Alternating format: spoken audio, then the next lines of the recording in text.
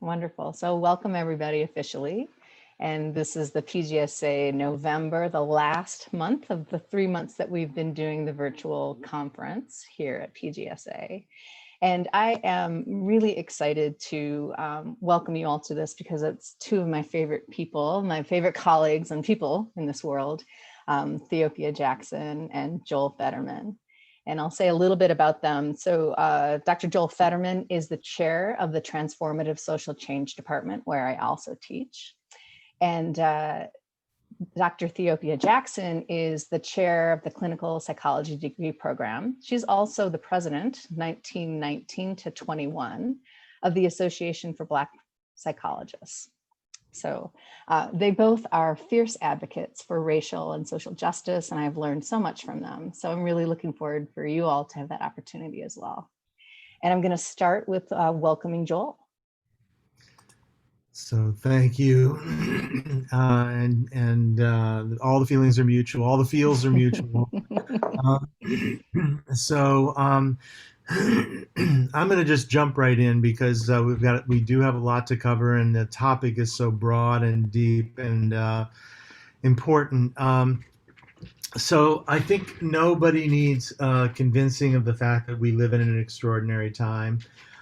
This PJSA conference takes place in the context of a global public health emergency that's contributed to by multiple factors: climate change, increasing authoritarianism, COVID-19, and systemic racism, which together threaten human rights and lives around the world.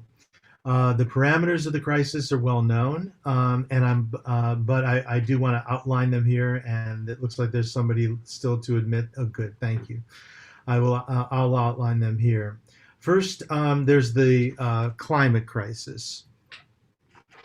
2019 was the second hottest year ever recorded. 2010 to 2019 was the hottest decade ever recorded. 2015 was also the first year to break the 1 centigrade barrier above pre-industrial levels, which is a key benchmark for global warming. And of course, these drastic changes have resulted in extreme climate events such as the ones we experienced recently in California, and Washington and Oregon and the whole western United States, resulting in a single plume of smoke across the entire west coast of the United States, visible from space, and orange skies and an extremely unhealthy air quality across the entire region. So on a global scale, climate change has also contributed to climate migration, as places like Guatemala and Sudan have become less able to sustain food production and therefore less inhabitable. The World Bank predicts that without urgent global and national climate action, sub-Saharan Africa, South Asia, and Latin America would see more than 140 million people move within their countries and some beyond their borders by 2050. So climate migration north to Europe and the United States has already contributed to increased racism and hyper-nationalism in those regions, as evidenced by the rise of right-wing parties in the United States and Europe, the hardening of borders, and the building of walls. In turn, this racism and xenophobia has contributed to an overall decline in democratic norms in established democratic countries. So Freedom House provides annual measures on the democratic health of nations, and they incorporate separate ratings on national and local governance, electoral process, independent media, civil society, judicial independence, and corruption. And so by their measures, 2019 was the 14th consecutive year of decline in global freedom, and individuals in 64 countries experienced deterioration in their political rights and civil liberties. 25 of the 41 established democracies declined in freedom during that same period. In the United States in particular, as we all are aware, has fallen significantly by these standards during the last 10 years. And then there's COVID-19. Emerging in late 2019, COVID-19 has spread rapidly and unevenly throughout the world. disproportionately affecting older and poorer populations, as well as people of color, people with disabilities, prisoners, and the homeless. In the United States, Centers for Disease Control data compiled by the New York Times showed that Black and Latinx people in the United States are 3 times as likely to become infected by COVID-19 as whites, and Black and Latinx people are nearly twice as likely to die from the virus as white people. One of the primary reasons for this disparity has to do with structural racism in employment. 43% of Black and Latino workers are employed in service or production jobs that for the most part cannot be done remotely, while only 23% of white workers hold such jobs.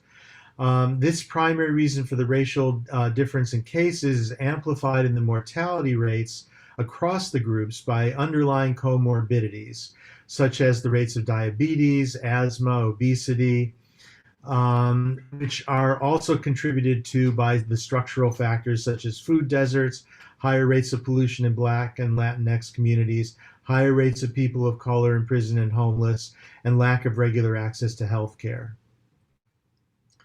The disproportionate effects of COVID and climate change on people of color have highlighted, in turn, awareness of systemic racism that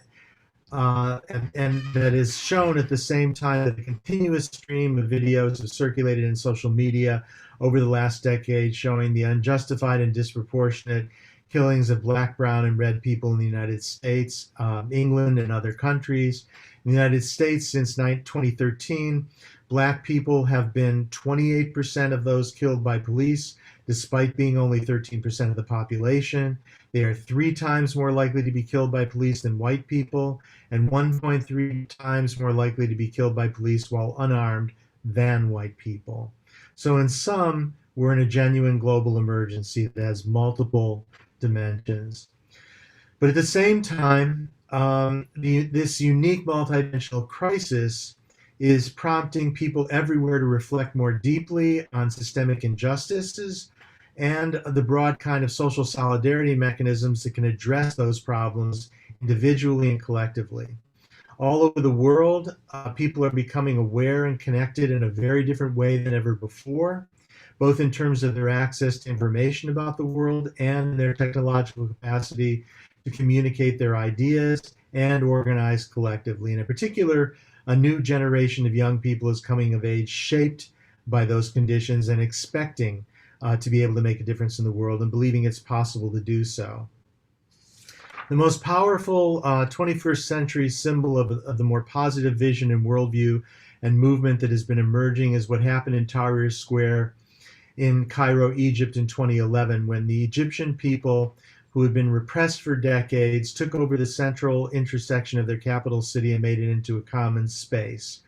They turned it into a place where people were housed and fed and able to share their dreams about the kind of country they wanted to live. And this was a reclaiming or a liberating of public space, and it was enabled in large part by the claiming of a new kind of political space, the internet, which allows people to organize in ways that they never have before, as we've seen recently, both for good and ill. It's not a coincidence that the word Tahrir literally translates into English as liberation. Tahrir Square is Liberation Square. So the Arab Spring in many ways has become a global spring, with similar reclaiming of parks and town squares in cities throughout the world. In the Occupy demonstrations in Zuccotti Park in New York and throughout the United States, the Los Indignados of Spain, the I Don't Know More movement in Canada, the Brazilian Spring, the Taksim Square movement in Turkey, the global climate justice movement, the Rise Up at Night movement in France, the Taksim Square movement in Turkey, Standing Rock No Dakota Access Pipeline movement, the Capitol Hill Autonomous Zone in Seattle this year, and the Portland Lonsdale Chapman Square Park Black Lives Matter demonstrations in Portland, Oregon. So if we take these, all of these movements together, what we can see is an emerging kind of global archipelago of local liberated spaces in which other worlds are being imagined and born. And there's also an increasing solidarity across and among these movements, across race, religion, and national origin, and gender and sexual identity. And it's created a movement of movements. The solidarity across movements for racial and social justice, peace, ecological sustainability, LGBTQ rights, and human rights more broadly has been growing for decades. It's manifested in small and large ways historically. Transnational movements for social change have occurred for centuries, notably the movement for the abolition of the transatlantic slave trade, the formation of international human rights solidarity organizations like Amnesty International, successive efforts to create a movement for world peace, the global climate justice movement, and the Women's March of 2017, which was estimated to have taken place in 673 locations around the world. Another such effort is the World Social Forum process, which is a series of global gatherings begun in Brazil in 2001, bringing together what's called the movement of movements to engage in workshops, conferences, and artistic performances on themes like global solidarity, the global economy, human rights, and democratization. And currently, the Black Lives Matter movement has shown an unusual philosophical and global reach, beginning as a response to sustained police killings of African Americans and expanding to address structural racism in general as it plays out in multiple social systems, including the school-to-prison pipeline, mass incarceration, and racial injustice spanning 400 years from slavery to Jim Crow, to separate but unequal school systems, to unfair implementation of the New Deal, to bank redlining. The Black Lives Matter movement has had an unexpected global effect, causing Webster's dictionary to redefine racism to include its systemic dimension, and has led to the toppling of statues from the Jefferson Davis statue in Richmond, Virginia, the capital of the Confederacy, to the tossing of the statue of British slave trader Edward Colston into Bristol Harbor, and the challenging of racism in Europe and the Arab world. The spirit behind this global solidarity across movements is summed up in the Aboriginal Australian expression of the 1970s: if you've come here to help me, you're wasting your time. But if you come here because your liberation is bound up with mine, then let us work together. So in recent months, this kind of collective liberation and solidarity has been shown in the extremely broad participation in the Black Lives Matter protests across the United States and the world, and also in the statements of multicultural solidarity, such as the full-page ad on the left here, placed in the New York Times by 600 Jewish organizations and synagogues from across the racial and political spectrum in solidarity with Black Lives Matter, and the broad United Against Hate coalition formed by groups including the Movement for Black Lives, Gente, If Not Now, Dream Defenders, and the American Arab Institute. United Against Hate states, we come together as people who believe in Black and immigrant liberation, Muslim and Latinx freedom, Indigenous power, Asian American Pacific Islander security, and Jewish safety. We will continue to fight back side by side to reject the anti-Semitism, Islamophobia, anti-Blackness, anti-Arab, and anti-Asian hate they promote, and the racist and anti-immigrant ideologies their policies are built to advance. And so we see this broad movement, and it's also that broad movement has come together in the overwhelming votes that have been placed, that have been cast by Black and Latinx people at unprecedented numbers in the 2020 election. So that transitions to my conclusion, which is to say that by way of conclusion, I'd like to speak to the extraordinary moment that we're in. I just spoke about this combination of factors that are leading toward increasing authoritarianism in many parts of the world, and the emergent movements that are seeking to move the world in a more liberatory and just direction. The period that we're living in is an historical inflection point. for whether the United States in particular is going to move in a more democratic or more authoritarian direction.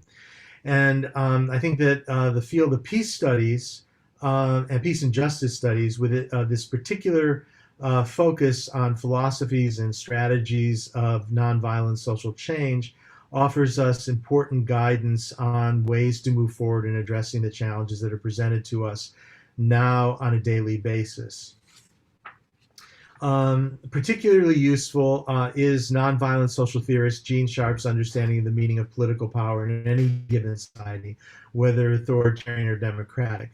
And Sharp wrote that political power is always dependent for its strength and existence, and by always he means in any kind of society, authoritarian or democratic, political power is always dependent for its strength and existence upon the replenishment of its sources by the cooperation of a multitude of institutions of people. Key phrase, cooperation which may or may not continue. So in other words, all power, and in particular political power, is gained, maintained, or lost when people either actively or passively grant their consent to it, or alternatively withdraw that consent. The most direct and practiced way to consent to a government and a democracy is through the vote. But if the vote against a particular government is ignored and subverted, that doesn't mean that the authority of the people over their government goes away. Voting is a way of granting consent, but there are many ways to demonstrate political power by withdrawing consent. There may be a time in which we consider the many ways in which we can withdraw consent, and the ways that the withdrawal consent can be organized and strategic rather than random and merely symbolic. One of those ways is the general strike, which is a shutting down of all work and all activity in a society as a way of making the functioning of that society difficult or impossible. For example, a general strike has been the approach taken by the people of Belarus this year in response to the fraudulent claim of re-election by Alexander Lukashenko. President Alexander Lukashenko, and it has been contemplated by some major labor unions in the United States in anticipation of the political subversion of the 2020 election. So democracy, as stated in the Declaration of Independence, is based on the idea that governments, quote, derive their just powers from the consent of the government. The people of the United States have voted and collectively demonstrated their consent to a particular set of government representatives. If that government does not gain power, then it doesn't mean that the people have lost their power. It only means that the power of withdrawing consent may become just as important as the power of granting consent. So despite all the challenges to our democratic processes, it's still, I believe, reasonable to be confident that the complete overturning of political traditions of peaceful transition of presidential power that have been maintained for 250 years in the United States would be difficult to accomplish, that the margin of victory by the president and vice president-elect, both in the popular vote and electoral college, is so significant that it'd be nearly impossible to overcome, and that therefore the remaining certifications of the votes will move forward, the electoral college will vote accordingly, and then an orderly transition of power will be completed on January 20. At the same time, I think it's reassuring to remind ourselves that political power in a democracy resides with the people in the final analysis, and that we will continue to have the capacity to choose the society in which we want to live, regardless of the power structures in Washington. So thank you, and then pause there, and Joy, you had a facilitation. Thank you, Joel. Yeah, so that was such a rich description and overview of the multiple dimensions of the crises that we're up against, alongside of recognizing that an increased collective awareness gives us possibilities that we might not have had before. So And I see the screen is still up. It's a lovely quote. You had the power all along, my dear. So thank you for that. What I'd like to do is ask anyone if you have specific questions or an emergent comment. We're going to have time for a dialogue after Theopia presents, but I just wanted to pause for a moment and see if there's anyone, and Joel, if you could stop sharing your screen for a moment, we could see if there's anyone who has a question that comes up from Joel's presentation or anything that you'd like to express now, and then we'll have time for deeper dialogue in a moment. And I would say maybe make the questions maybe a little more specific, because I think I know my colleague Theopia, she's going to bring up a lot of wonderful, rich points, and I think the combination of what we have to say may spark different framing of your questions. So maybe they would be just specific things having to do with the content of what I was presenting. Nancy, and then we'll open it up to everything once we get to the point of the afterward question. Thank you, Joel. Good. So more, Nancy, I saw your hand, and if it's a specific question for Joel, please. Well, I hope it is. So just a couple of days ago, I saw in the news that President-elect Biden has already begun to appoint people who have experience in systemic racism to be part of the administration. And I just want to know what you think we should be looking for in terms of that. What does that mean, and what should we be looking for? Okay, perfect, Nancy. What I'm gonna do is I'm gonna hold that question. I'll remind it towards the end, because I think Theopia is gonna have something that can have a richer, but if there's any questions, like I didn't understand anything, or I'd like a little more from that, and then we'll come back to Nancy's questions after Theopia. Any other? Looks like we're good. You can also collect your questions in the chat during Theopia's presentation and after they're both finished. So welcome, Theopia. Go ahead.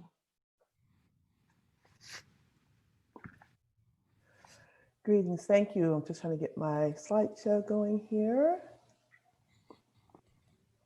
Great, here we are. So thank you for having me. First and foremost, I love to be in the presence of Joel and Joy, who have been phenomenal colleagues in this journey within academia well before we are in this current moment in America's history. I also want to appreciate the organizers of the convention for graciously inviting me here as a psychologist, and more specifically as a clinical psychologist. I trust that it is my hope and intention to contribute to the conversations from the experiences of a Black psychologist, and to see how that expands your work, your thinking, and more specifically, how I too can benefit from what comes up for you in this conversation. So thank you for that time.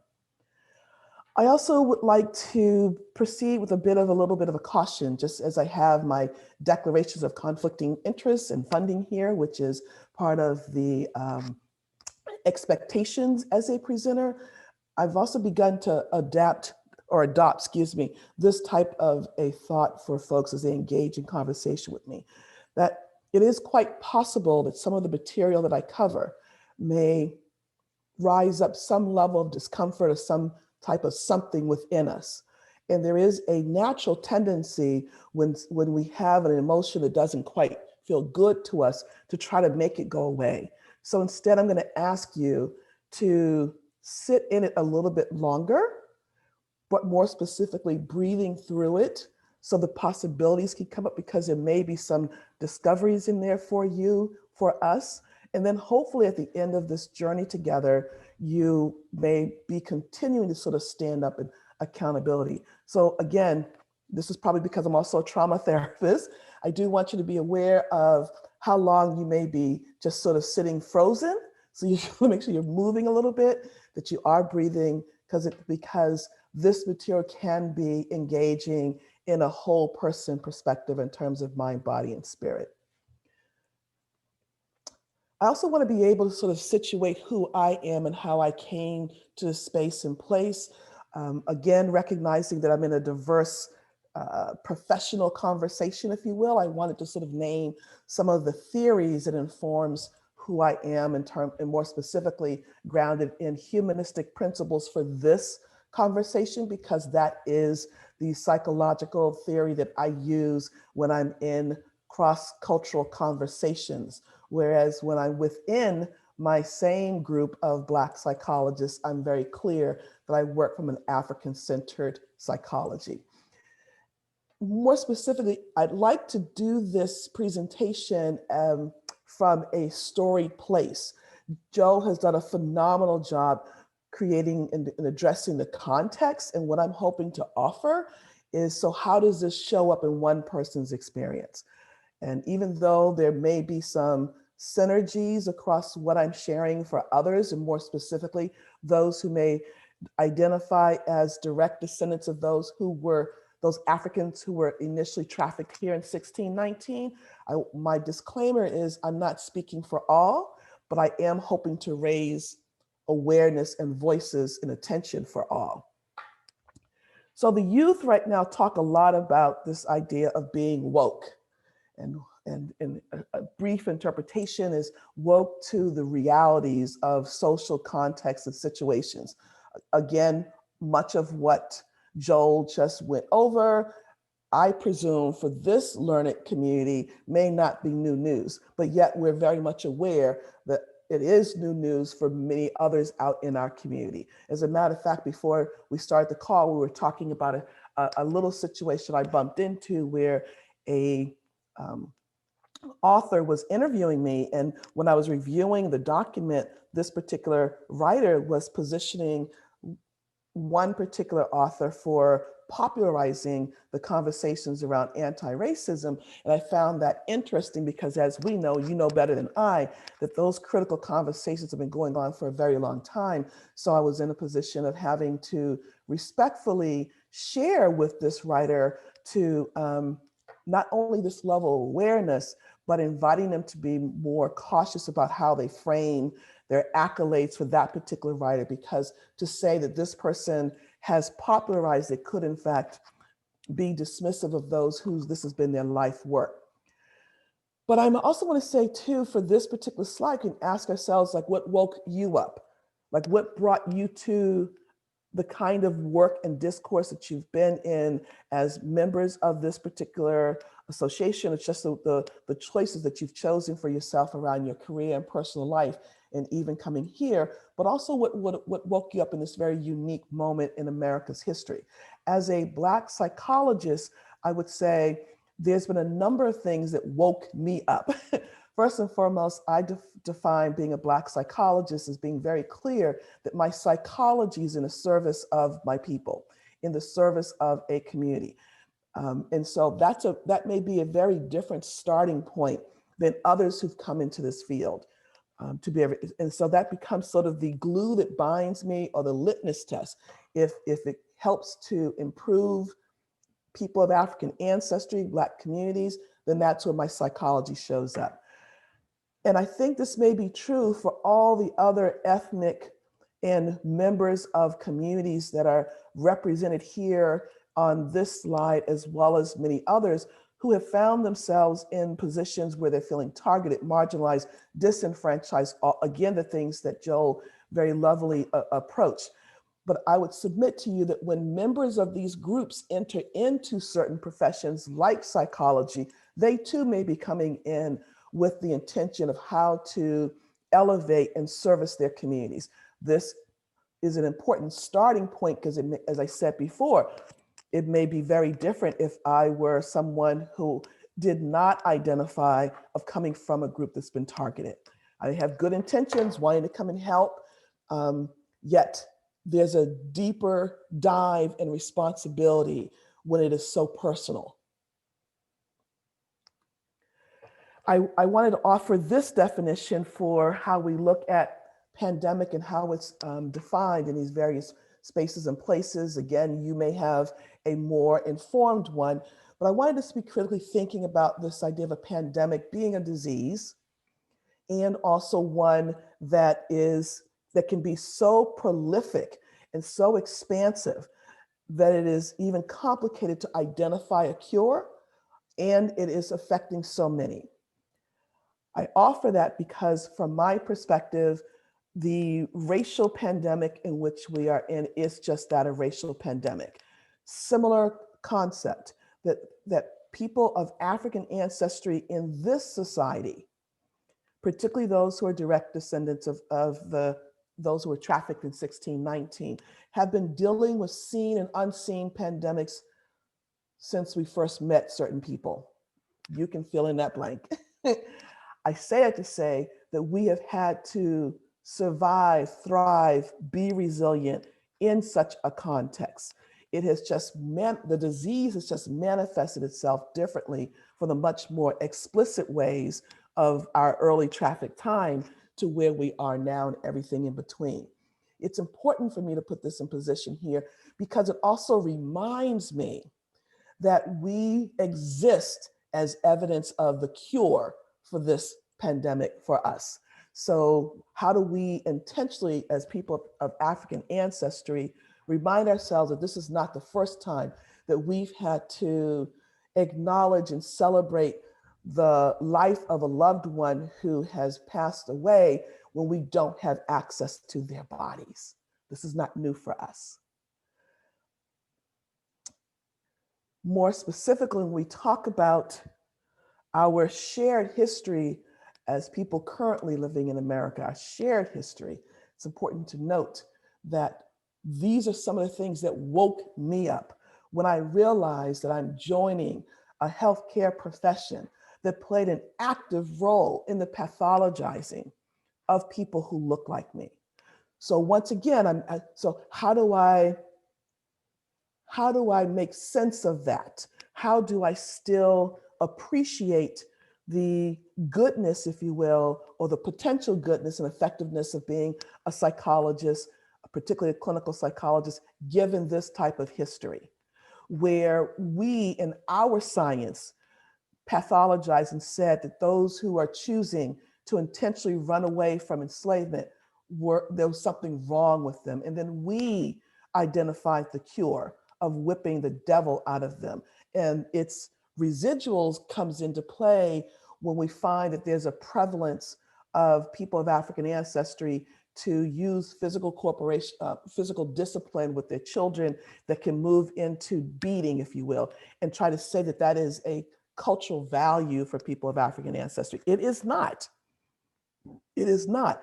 One might also say, is it a learned, conditioned, socialized behavior when for 200 plus years, the master would put that whip in the hand of a Black person, and more specifically, everyone who was laboring in the fields, laboring in the house, all who were enslaved. This is one of the only rare times where the master would stop all work, all production, so that everyone could gather around and watch this Black body be beaten. So there are social messages that are conveyed in that, not only for those who are bearing witness to this offense and living through it, but also for those who are executing it. This is not historical, though.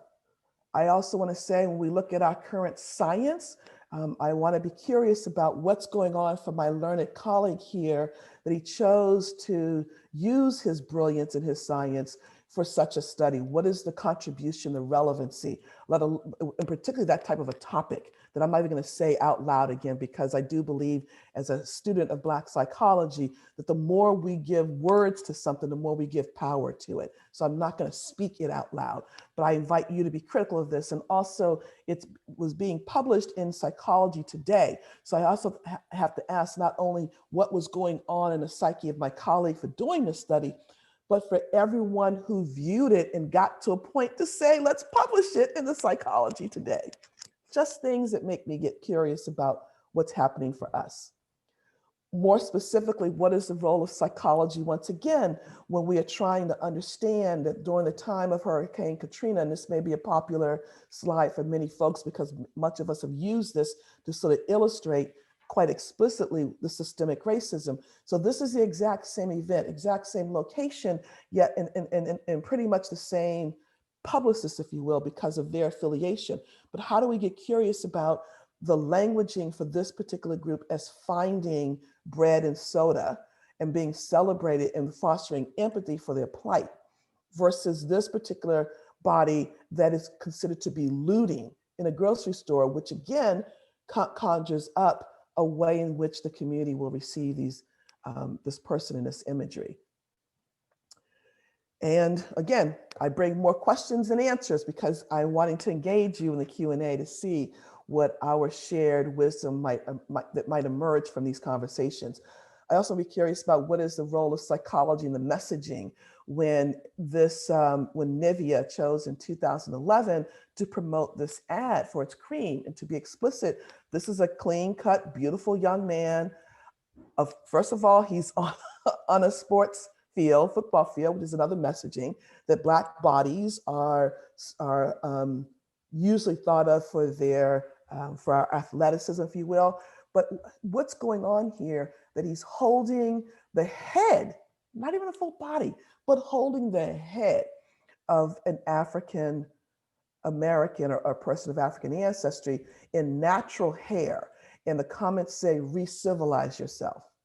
Once again, how do we get curious about the thought process and the multiple folks who witnessed this before it went from someone's thought to actual publication?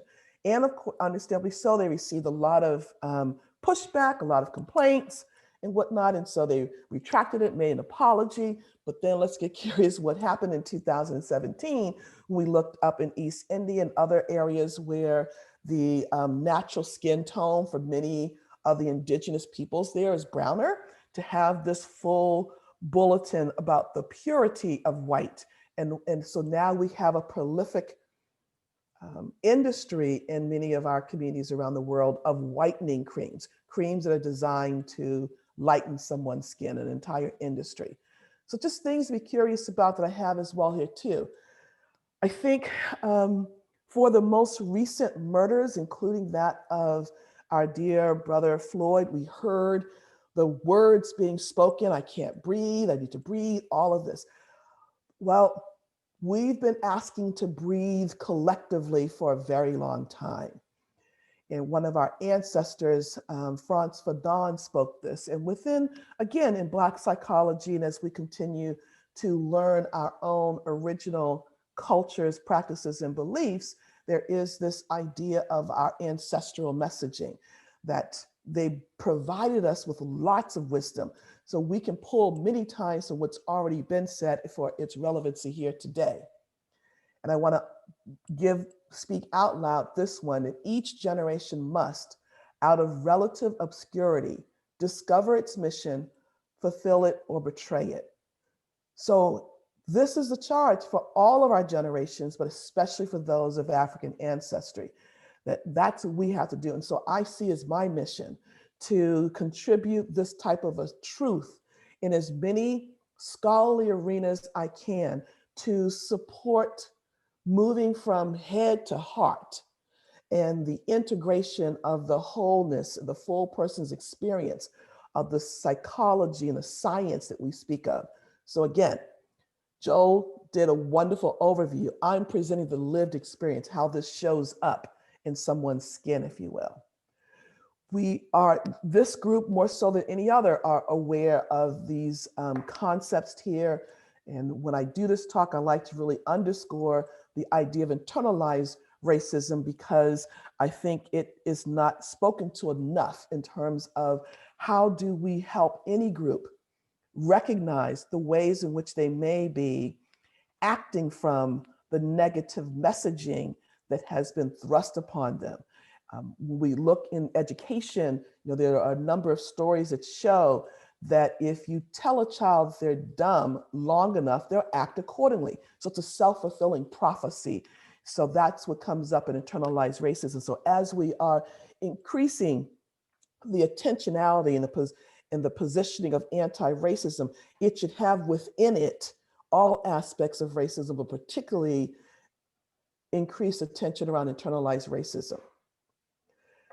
The issues of microaggression, I'm sure, again, you're more familiar with than others, but the reason I bring it to play here is to be much more explicit about the myth that words do not hurt.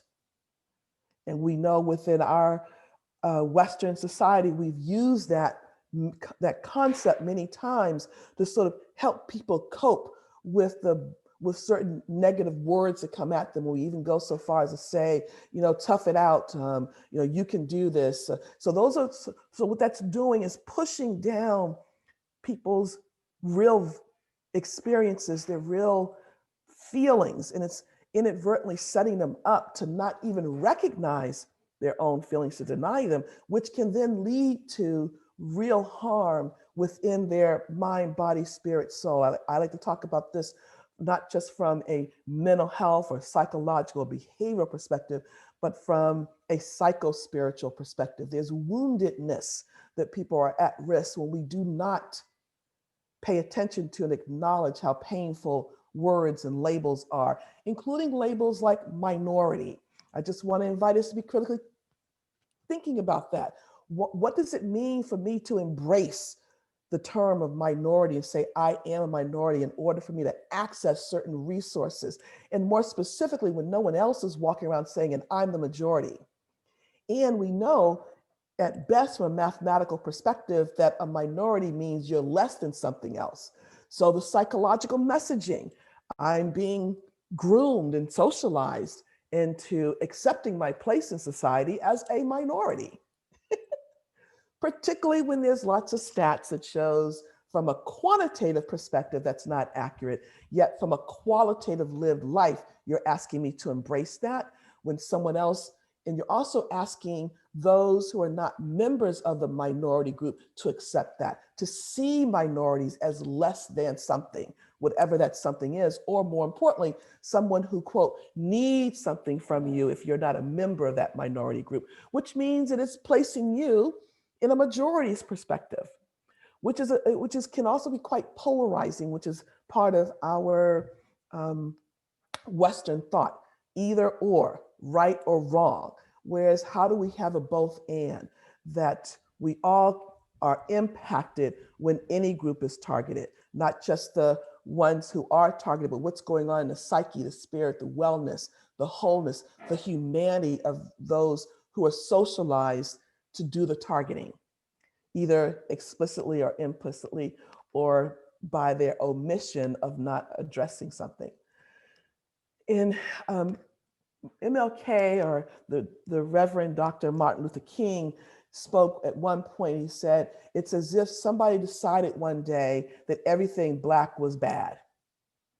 And so there we're trying to bring awareness to what happens in our sciences, in our psychology, that we tell this lie that Black is bad, from being the black sheep in the family. I trust that many of you can conjure up such other terminologies that sets that up, but the way it ends up playing out in practice and also within psychology is the myth of white superiority and the myth of Black inferiority. And again, going back to that internalized racism.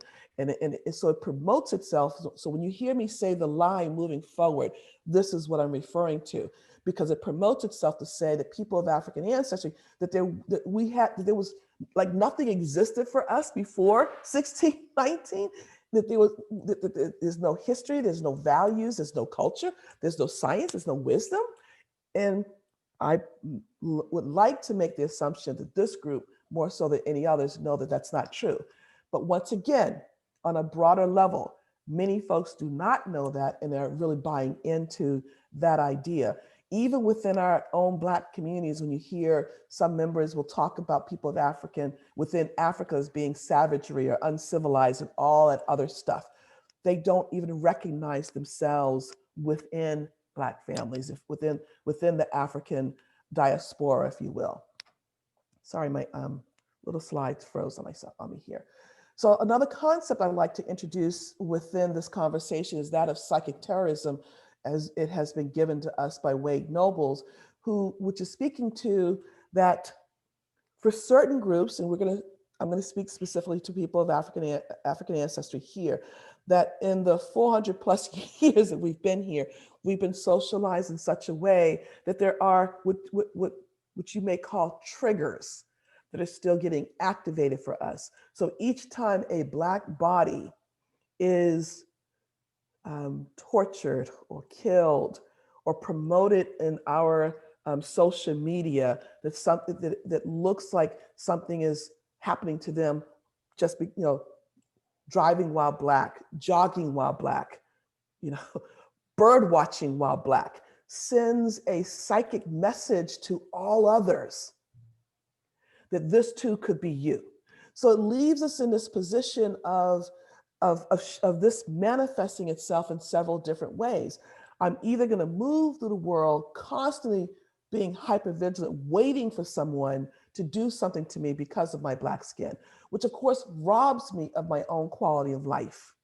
Or I'm going to move through the world buying into the hype that this is all over and done with, and I shouldn't have to worry about that. That's that multi-generational conflict we may have sometimes within our Black communities, where our young people would say, oh, Mom, get over it. This is not the same time. The civil rights is over and done with. So there's a way in which they are inadvertently colluding with the madness because they're buying into the hype that it no longer exists. And I would submit to you, we wouldn't be where we are now if it no longer existed.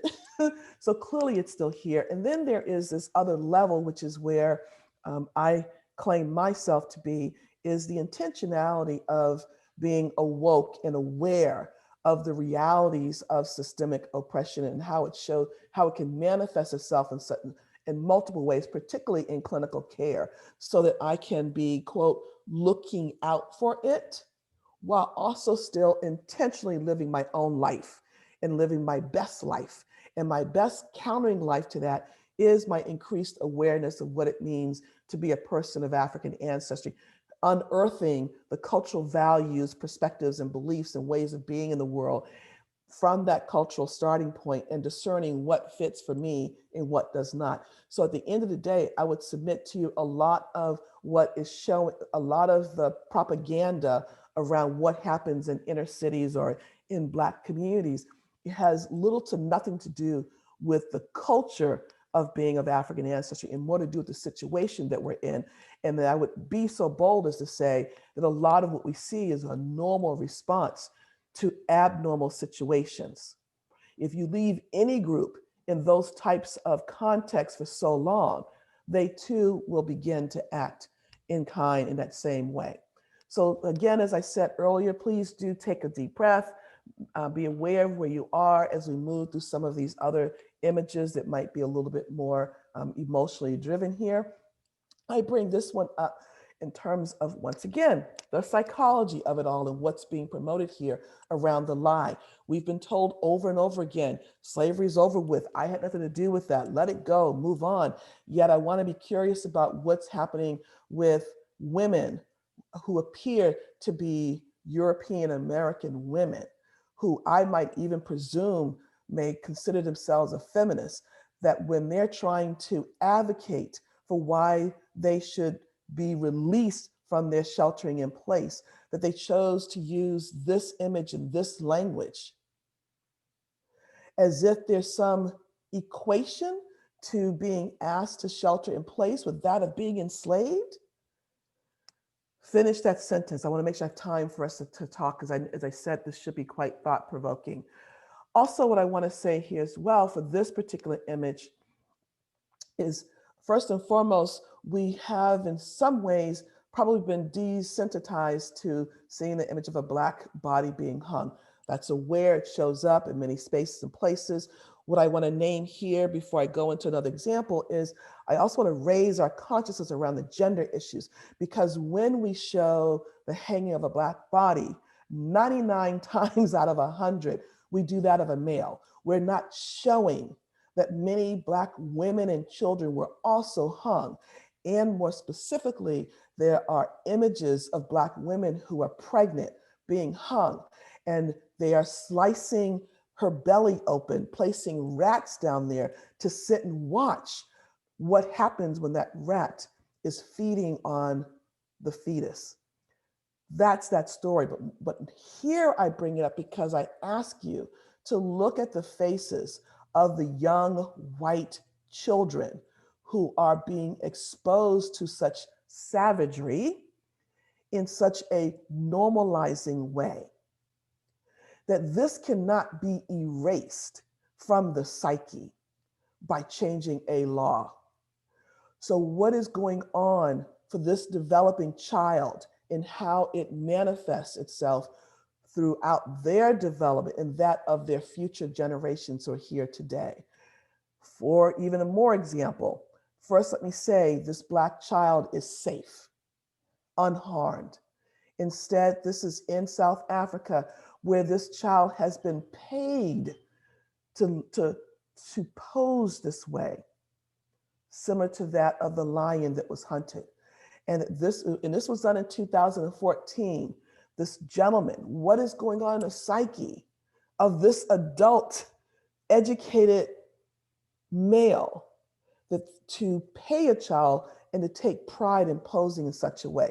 What is the value of this from a humane point of view? And then, of course, this brings us to our more current recent event that I breathe each time I see this.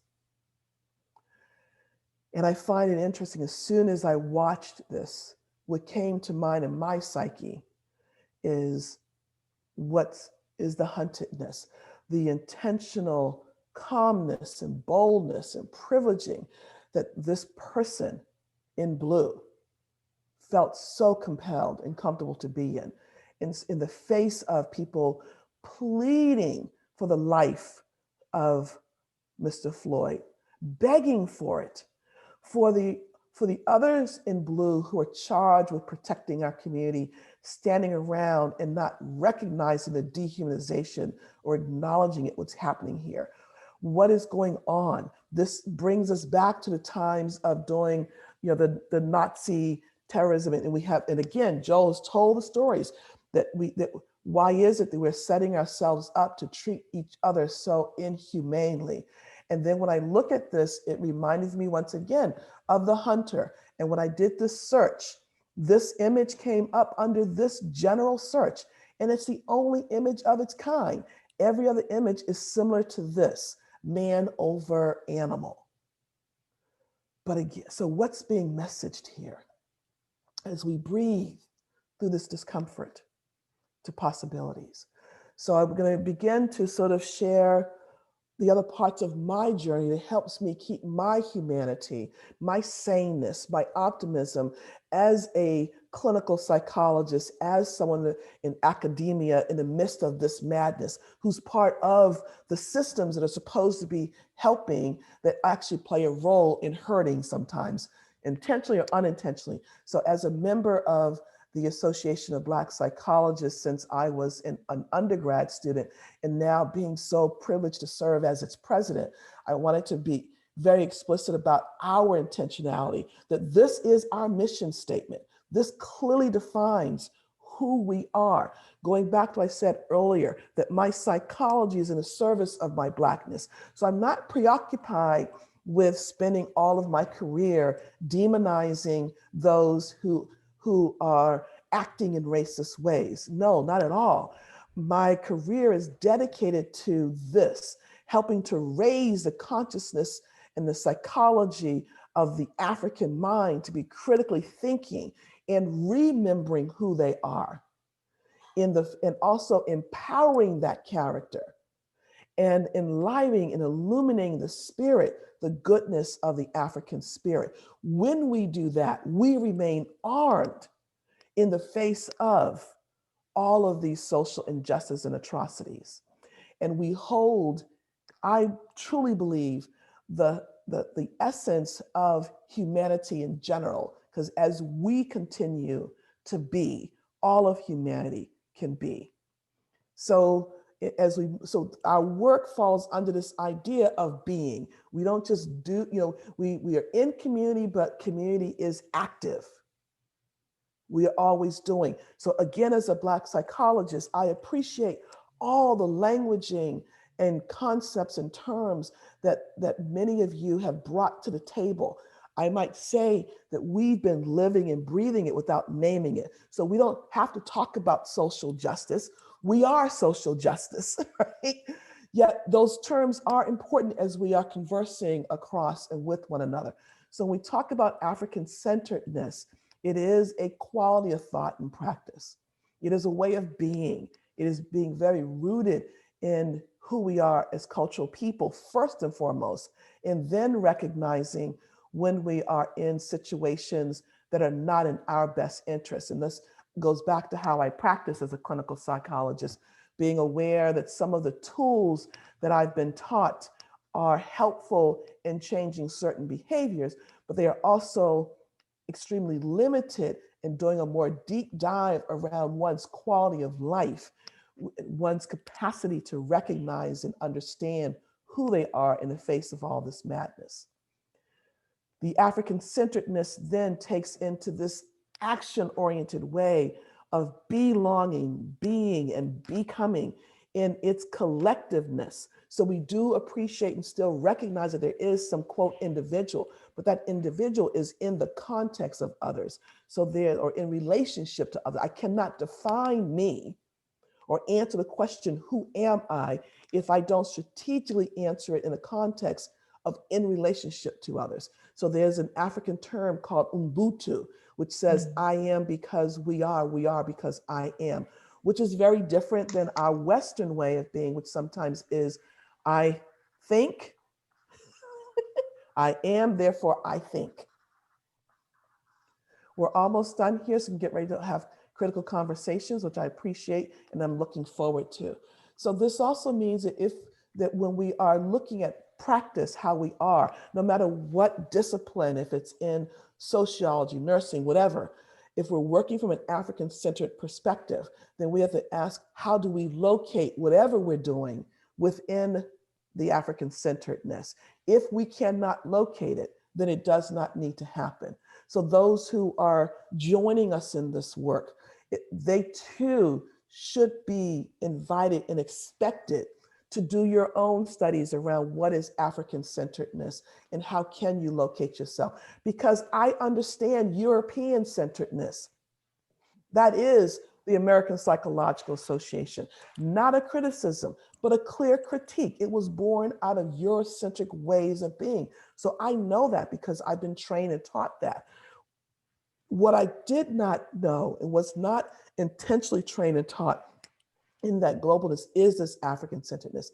And so this means that there are multiple ways of being in the world that I need to know about so that I can be in the service of whomever I'm supposed to be working with and not just working solely from my own way of being, if you will, which is imposing.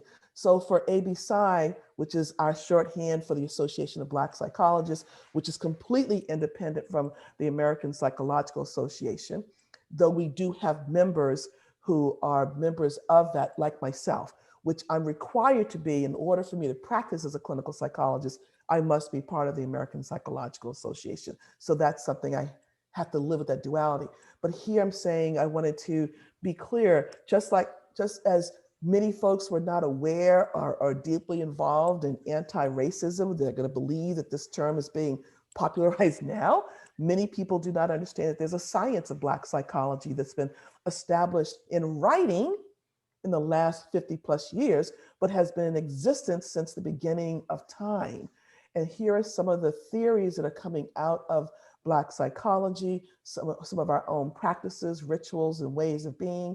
We're also engaged now in a more Pan-African psychology. We're engaging our brothers and sisters around the world because we do believe that the lie of Black inferiority is a true disease that each and every one of us have been exposed to. It just manifests itself differently based on where we are. So once again, for me, the disease is white supremacy ideology and capitalism, and the evidence of it are systemic racism, racist thoughts and behaviors, and internalized racism are the evidence of it. I also want to share too, just for a snippet in terms of where we have been in the midst of the COVID-19 pandemics. We did not, of course, need to wait for for the stats to come out to say that it's hitting our communities in a more disproportionate way. We knew that. There's actually a saying in many of our communities that says, when white America sneezes, Black America catches pneumonia. Interesting, you may have just heard a sneeze in the background. It's the ancestors, okay, my family. So, and what this is speaking to is, first and foremost, we're going to experience all of the similar things that everyone else does. We too are going through the stress, the trauma, the anxiety, the worry that all of America is dealing with around being in the shared place of COVID-19. However, given the systemic systems in America, we have unique contributing stressors that comes out of who we are as people of African ancestry and that level of disenfranchisement. So when we talk about people who are vulnerable for suicidal ideation or vulnerable for depression, yes, there's going to be some common threads, but if we don't critically look at what might be some of the unique contributing factors because of systemic oppression and situations, then we are missing the healthiness for that particular group. And so here, I just want to share this with you in the same, and just to give a shout out here. So when the Psychology Today has hosted those other images, what they're now doing is they're hosting a blog that's called Black Psychology Matters. And one of our own is responsible for that, Dr. Kevin Coakley. So if you want to learn more, please do feel free to follow that. So again, social justice, you know more than any others. Here, I'm just giving another definition, and as I've been taught, sort of a shameless plug for those who are interested in humanistic psychology to be able to check out this particular book, because to our knowledge, it's the first one of its kind to critically look at issues of multiculturalism and diversity within the context of humanistic psychology. Many of us are authors there, including my dear colleague Joel, who's here with us as well. So please do consider that in your work.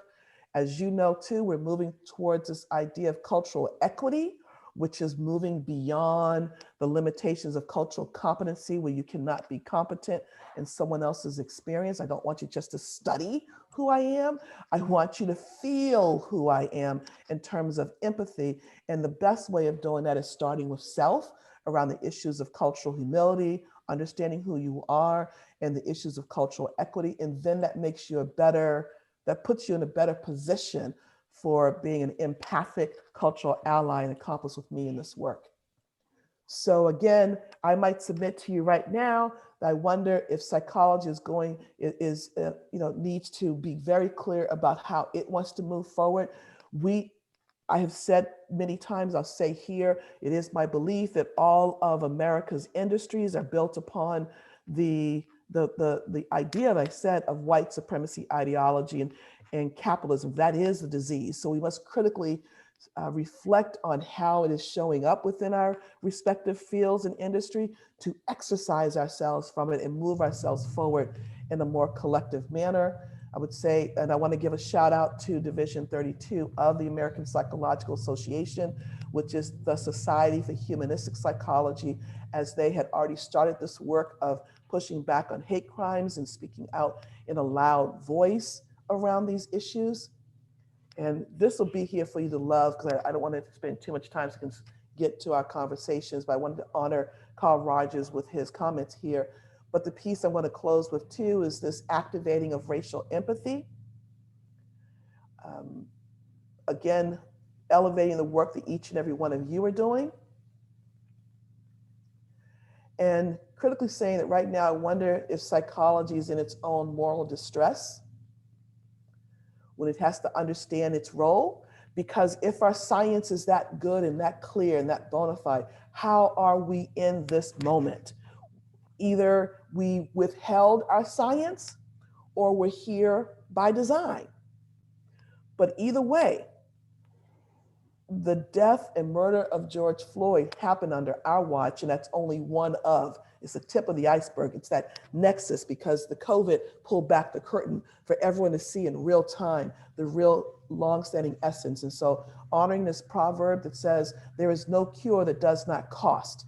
So as psychology and other industries take on its responsibility of how to cure our societies of the disease I've named, it must be ready to pay the cost in doing so. They will change how we work. It will change how we think about ourselves as practitioners. This slide I like to do in honoring all of the other ethnic psychological associations that exist, who too have been charging themselves with illuminating their own cultural wisdom in the context of the boundaries, for some of them, of American Psychological Association, which is European-centered psychology, context, not criticism. So thank you for this time, and I hope this is of some assistance when you think about what woke you up, how will you stay awoke, how will we all stay awoke long enough to really impact long-standing change, transformational change. Peace and blessings. Thank you, Theopia, for sharing such evocative wisdom with us. And I want to take a moment before we begin with, I'm going to invite questions for Theopia, particularly any content questions, and then we'll move into deeper dialogue. Before we do, I want to quote the wise Theopia Jackson and think about taking a moment together. First, we can sit in our discomfort. And may we breathe possibilities and stand together in accountability. Thank you, Theopia. First, questions, any content questions for Theopia before we bring it into a general dialogue on the insights from both Joel and Theopia. But first, any questions from the evocative share? You could put that in the chat, or you could feel free to ask the question here.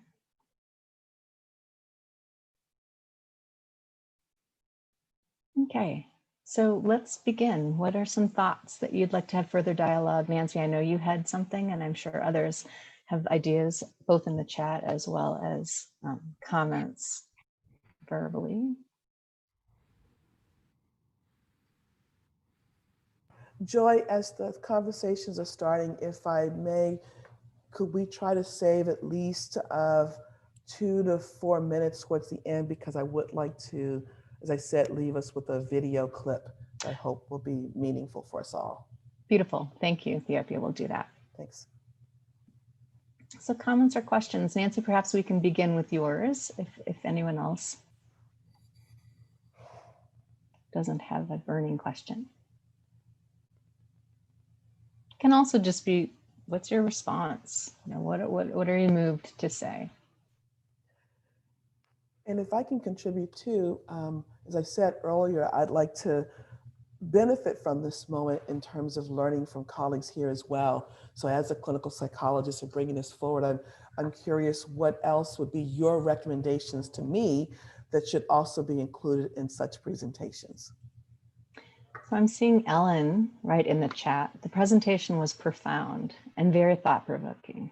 I think I need some time to process. I'm reading everything I can get my hands on about anti-racism, and I'm learning.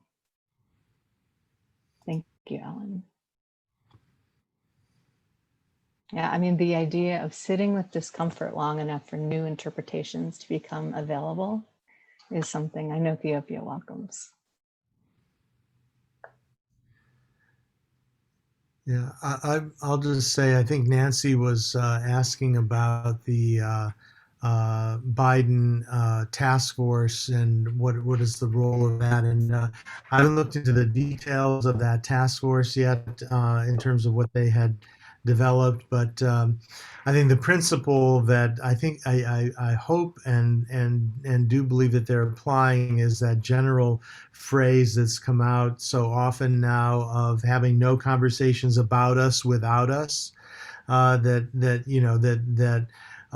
If we're going to have conversations in government, that the government bodies should reflect the populations of the people of the United States. These are, seemingly obvious, but but haven't been for most of the history of the country. So I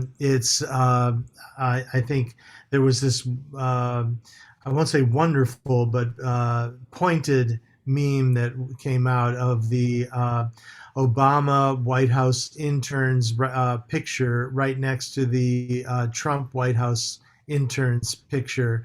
And you could see the incredible diversity in the Obama White House interns and the incredible whiteness of the Trump White House interns picture, and just showing that clearly no one was thinking about those things when those decisions were made about who to hire, and there needs to be that level of thoughtfulness. Think about interns. The interns, maybe that's something below the radar of a lot of people, but it's something very important. Who gets those privileged positions? Who gets exposed to power? Who gets exposed to opportunity? It's part of the way that our system replicates itself, and racism replicates itself. So I think that attention to those kinds of issues is critically important. So that's my answer, first answer, Nancy, to your question. And Joel, thank you for reminding us of that, to kind of go back to that, and Nancy for the question. So once again, we'll follow this model where Joel has done a wonderful job of the contextual response and the realities of that. And now I want to kind of make it a little bit more personable, right? In the sense of, first of all, it's important to note that within Black communities, there's always been this tension around, do I vote? Should I vote? Is my vote really going to count? Because over time, there's been ways in which many of us in the communities have felt still disenfranchised, because we can vote somebody into office, but what we expected them to do and what they said they were going to do did not lead to good, genuine systemic change for us. So there's already that controversy about the value of it. Secondly, as we also know too, that coming out for the vote at the presidency level is important, but a lot of it is even more important at the state and other Senate and other levels, where again, there's going to be some tension among communities of color about whether or not that vote is really worth it for them because of, as I said, their continued historical experience of oppression. But now I want to kind of come to this more contemporary one where I remember at one point, I believe it was Ronald Reagan, please correct me if you can recall this better, where there was a storiedness if he was in the grocery store and was confused because he didn't know how to use the electronic checkout, right? Because at that level, he doesn't do his own grocery shopping, right? So there's something about the lived experience of the folk who are actually in such high offices. Oh, thank you so much, Joy. It was Bush, yay, perfect, thank you, appreciate that. See, you guys are great. But my point here is, so having Kamala Harris in there is a unique situation, not only because of the beautiful ethnic macrame that she embodies, but because of the realities that she's coming out of a historically Black college and coming from a Black Greek sorority. And let me say something important. So our sororities and fraternities, we call them the Divine Nine, and I'm a member of Delta Sigma Theta. So hello to my sisters who'll be listening to this, I presume that they will. But the Divine Nine has always seen its charge as lifelong work in the community. So it's not just something we do for socialization, networking in a college life. We have a commitment to our communities. And so forever. So we have so we actually bring in folks at the graduate level too. So that's the work. So what I'm trying to say is they too are embedded in a service-oriented space. So you have someone in office because she's a member of Alpha Kappa Alpha who has already lived that, has been taught that. Every breath she takes since she moved from her own birth family into the family of a Black college life and of a Divine Nine has continued to be around service. So you have a different experience at the highest office in terms of how to be in service. And then of course, I wanna say too, I also wanna give honor and accolades to our president-elect's wife, who is someone who's been not only in education, but in the grunt work of education, in the systemic life of education, who's lived and breathed it. So as I say this though, it's a both and, not an either or. As I say this, I'm not so naive to presume that they have everything they need to change everything for everybody.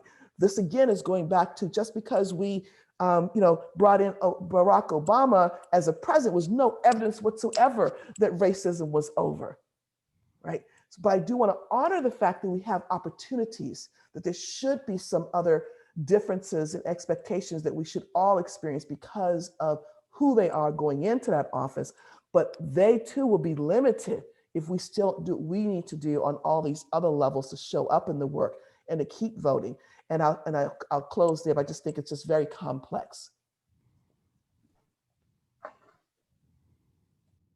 Thank you, Theopia. Any questions or comments? Again, you can use the chat or you could speak up here.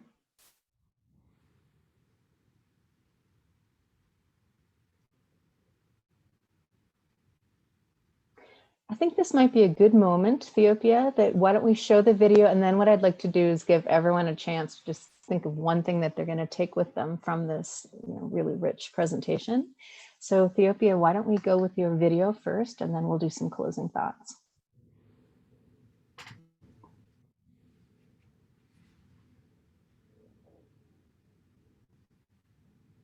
Sorry, this is continuing with our theme of what woke me up, what woke you up, and how do we stay awoke long enough to impact systemic change.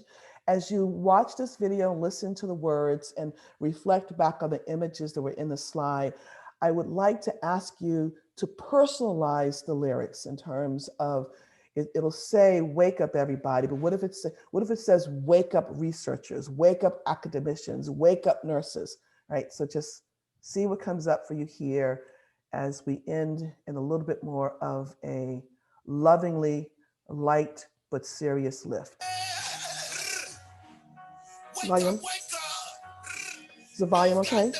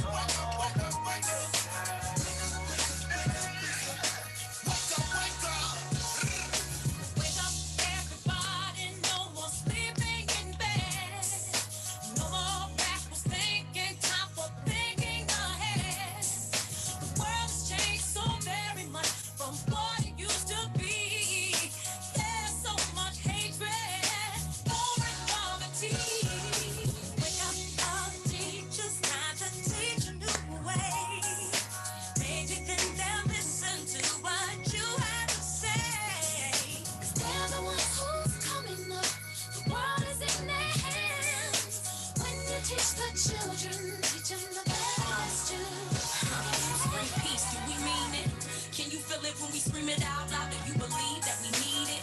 Do you believe that it could get right? Do you believe that the children of the world deserve a good life? Well, if you do, it's time to wake up your mind. We can make it better, and I know it might take some time, but we gotta start somewhere. How about with you and me? From us it goes to others, then we'll have our unity. Wake up, all the doctors make the old people aware. They're the ones who suffer, who catch all the hair. But they don't have so very long before the judgment day. So won't you make them happy before they pass away? Wake up all the builders, time to build a new land. I know we can do it, don't get sweet left ahead. The only thing we have to do is put it in our minds, and surely things will work out, 'cause they do it. Came to shake up y'all mind. It's everybody's wake up call time. I can't sleep too long while they do the people wrong. Let's clean the world up before they sweep you gone. This is real talk, you can peek through songs. So when you feel weak, these words will keep you strong and help make a change for the better. It's hard for one to do it, but we can make some changes together.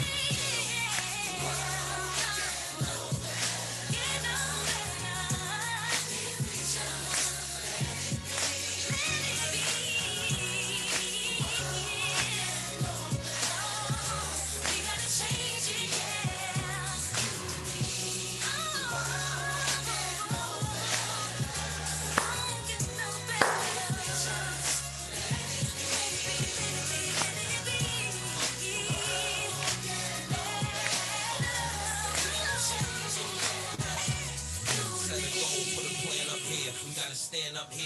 give thanks to the man upstairs. Put the egos and the pride to the side regardless. And just be role models, parents, artists. We can make a change or we can make it the hardest. If you gonna make a baby, you should make them the smartest. Let them know good and bad, right from wrong. How to roll with the punches when life moves on. And the stress won't take toll if you don't sweat it. The world won't get no better if we don't let it. Let the negative energy ride. Keep hope alive. It's about time that we open our eyes. Wake up. Everybody, no more sleeping in bed. No more backward thinking. Time for thinking ahead. The world has changed so very much from what it used to be. There's so much hatred. War and poverty. Wake up, wake up, wake up! Yeah, well, y'all best of I don't care about the guns you tote. Listen to me like you listen to Fahrenheit 9/11. Ain't no time for the second guess. The words I speak, the ones who sleep in the leadership's fix your mouth to teach. Gen Z's teach the kids with peace. They don't have to worry about the police. We make them rich so they don't have to thief. Every artist here on this track. We'll make a change here for young cats. This is for everybody, white or black. You better go and vote and get up off your back. Just like a rose on, lift your hand, get your voice. So let me get my volume correct here so it won't blow me out. But thank you for allowing me to share that. And let me just give two brief reasons why. First and foremost, I think it's imperative that we listen to multiple scholars, that we have to bring into these voices in our hallowed halls of academia to keep us grounded so we can see how we get located. And then let me also say, from an African-centered perspective, this is our medicine.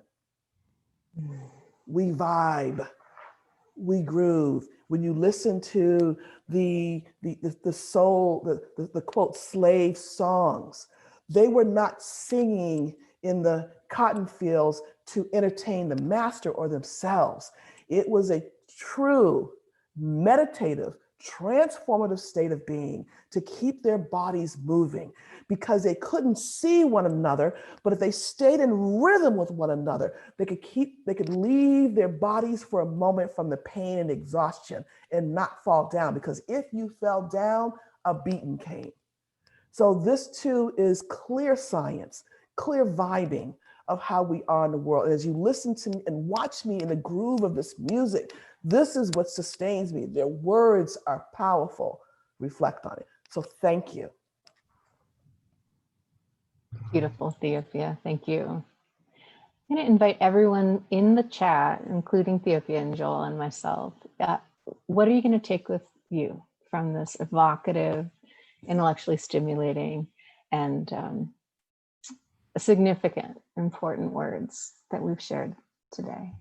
So please enter that into the chat and I'll read it. Mia Jordan wanted us to remember that this was a cover of a 75 song from Harold Melvin and the Blues Notes.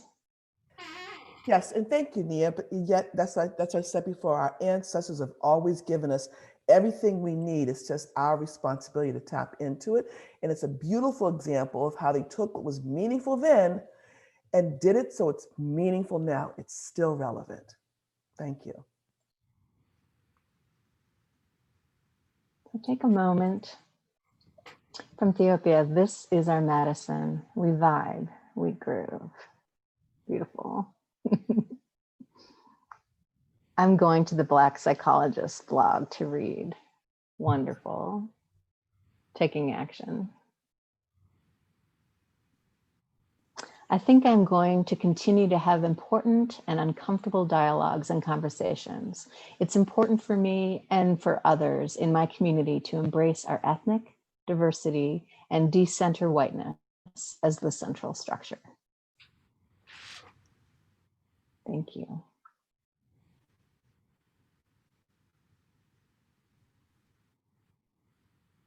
I know for me, I'm really going to remember how to stay awake and to recognize that to be awake is to recognize a historical, cultural arc of our situatedness. And from Joel, I'm going to remember how our liberation is bound together. From Joel's presentation, that all political power is gained or lost if people consent to it or withdraw that consent. Absolutely. Thank you, Beth. Absolutely. I think what I want to take from this, which is what brought me to this, is desperately needing to have and be reminded of the countering of the images that I do see in white bodies that are professing so much hate and terrorism. So thank you for this group that sustains me in our collective humanity. Beautiful. And Joel, do you have something that you would like to close us out with?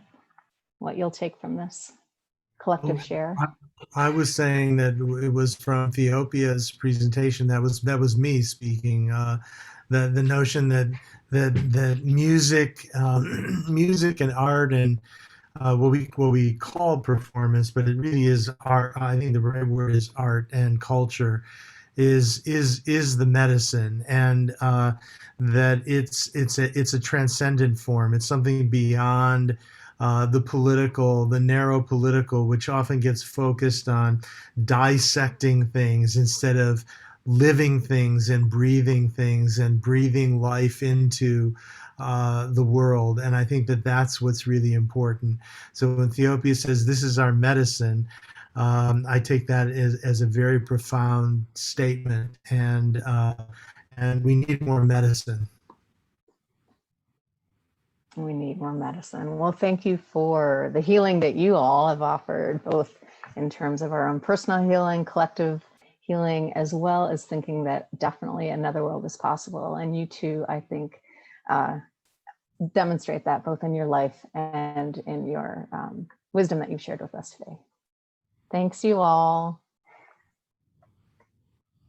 Bye, everyone. Thank you. And after the recording stops, maybe the recording can stop, that if Theopia and Joel can stay for one moment.